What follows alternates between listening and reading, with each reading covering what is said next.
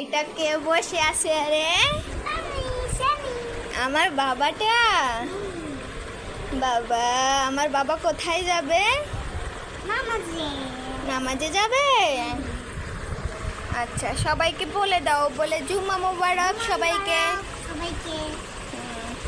আমার বাবার জন্য সবাই দোয়া করবেন। এই দেখেন, আমার বাবা হচ্ছে গোছল করে পাঞ্জাবি পায়জামা পরে সুন্দর করে বসে আছে, তার বাবার জন্য অপেক্ষা করতেছে। তার বাবা হচ্ছে রেডি হয়ে হবে, তারপরে দুইজন মিলে নামাজে যাবে, তাই তো?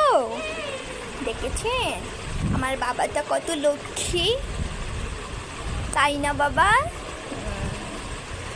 আমার বাবা নামাজে যাওয়ার পরে আমি না গোছল করব, সেজন্য আমিও বসে আছি। আমার বাবা হচ্ছে নামাজে যাওয়ার পরে আমি ঘর মুছে গোছল করে নামাজ পড়ে নেব। ও বাবা, তুমি কার জন্য দোয়া করবা নামাজে যায়া? সবাই জন্যে। মাশাল্লাহ মাশাল্লাহ। আল্লাহ, তুমি আমার বাবাকে আরো বুদ্ধি শুদ্ধি দিও। আমার বাবা খুব ভালো।